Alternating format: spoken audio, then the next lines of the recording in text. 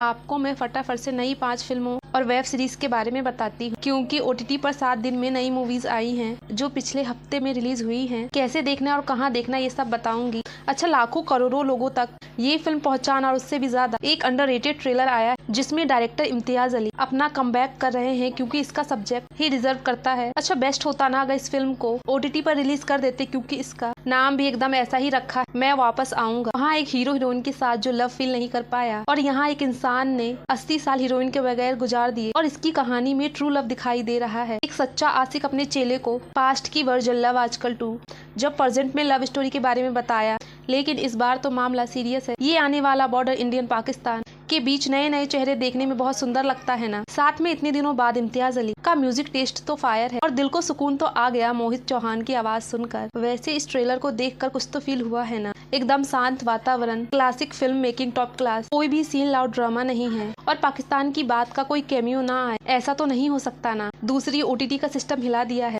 उनकी पत्नी इधर और इंडिया की सबसे बड़ी फिल्म बनाने में बिजी है, और सोनाक्षी सिन्हा की फिल्म का सिस्टम नाम है, जो नई नवेली फिल्म कोर्ट का Amazon प्राइम 2 घंटे की रिलीज हुई है। दिल्ली का सबसे फेमस लॉयर जो वकील बेटी को चैलेंज करता है ना, और बताने की जरूरत नहीं है। टॉपिक सस्पेंस थ्रिलर है। सोनाक्षी के साथ मिसेस सूर भी देखने को मिलेंगी। फिल्म की सबसे बड़ी प्रॉब्लम है कि ये पहले सीन से आखिर तक ये कहानी बहुत बार देखी सी लगती, लेकिन पुलिस को तो शक है ये एक सुसाइड नहीं मर्डर है, जिससे जुड़ी कहानी टेढ़ा मेढ़ा कोर्ट में जाके फैसला होता है। एक ईमानदार बाप की अमीर बेटी के रोल में सोनाक्षी सिन्हा ठीक ठाक है, और सबसे बड़ा ट्विस्ट भी ज्यादा चौंकाता नहीं। स्टोरी का क्लाइमैक्स और ज्योति का कैरेक्टर इम्प्रेस करेगा। बाप की लड़ाई कम, ड्रामा ज्यादा है, और कंफर्ट जोन से हटके फिल्म में इतने सारे बोल्ड रोल किए हैं। कोर्ट केस में ज्यादा सस्पेंस नहीं है, और सही तरीके से साइड कैरेक्टर्स को यूज नहीं किया, और लास्ट के 25-30 मिनट एवरेज है। वन टाइम वॉच फिल्म को 5 में से 2.5 स्टार। तीसरी फिल्म मैंने तो देखी है मंतर, जो एक हॉरर मिस्ट्री है, और Amazon प्राइम पर हिंदी डबिंग में रिलीज हुई है। जिसको शौक है एक पैरानॉर्मल एक्सपर्ट भूत से जुड़े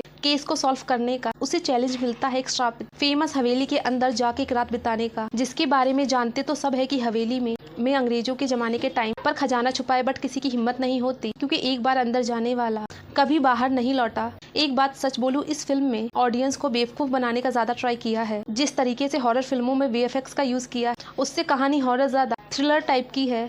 कार्टून कम और सीरियस सो ज्यादा नहीं बन पा रही है, और ऊपर से लीडर कैरेक्टर्स की हरकतें देखकर हंसी आ रही है।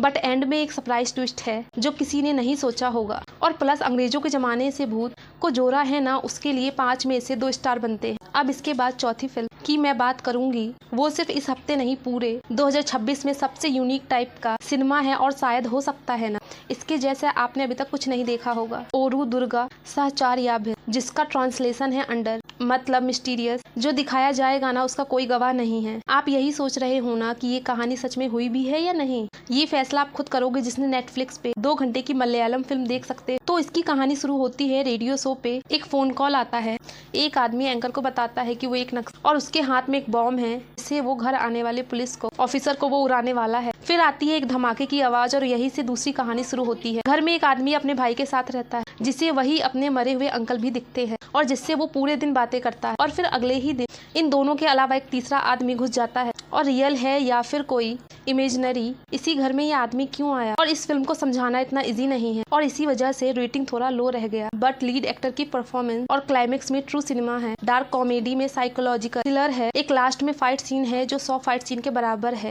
लास्ट एंड फाइनल 5वीं फिल्म मैंने देखा सतरंगी, जो एक्चुअली एक फिल्म नहीं, जिसे G5 का 7 एपिसोड की एक वेब सीरीज है, जिसे आप 5 घंटों में खत्म कर सकते हो। मुझे तो ये शो काफी अंडररेटेड लगी। इसका तो सब्जेक्ट ही लौंडा डांस से जुड़ा है। मतलब लड़का जो IAS का एग्जाम देकर अफसर बनना चाहता है, वो स्टेज पर लड़की बन के अपने बाप की मौत का बदला कैसे लेगा। लड़की के कपड़े पहन के स्टेज पे नाचते हैं, जिसको सारे मर्द एक साथ मिलकर देखते हैं और पैसे उड़ाते हैं। इसी अजीब से टॉपिक के साथ रिवेंज स्टोरी जुड़ी है। वो लड़का सेम टू सेम ऐसा ही कुछ हमने धड़क 2 में देखा था ना। इसमें भी कास्ट सिस्टम को हाईलाइट करता है, जिसमें ये शो पॉलिटिक्स से जुड़ी दुश्मनी है, और RJ महवास की जानलेवा एक्टिंग से जुड़ा क्लाइमेक्स जो गोली और गालियों से भरा है। थोड़ा सा कंट्रोवर्शियल हो सकता है क्राइम, जिसमें देहाती एक्शन सीन्स के साथ चालाक माइंड्स गेम भी है। कहानी बहुत तेजी से भागती है और नहीं पता चलेगा आपको। इसके 7 एपिसोड, 5 में से 3 स्टार। आप इस सीरीज को देखने के बाद कमेंट करके जरूर बताना कौन कौन से सीन्स धड़क 2 से मिलते जुलते हैं। अगर वीडियो पसंद आए तो वीडियो को लाइक करें, चैनल को सब्सक्राइब करें। मिलते हैं नेक्स्ट वीडियो में। Take care and bye bye.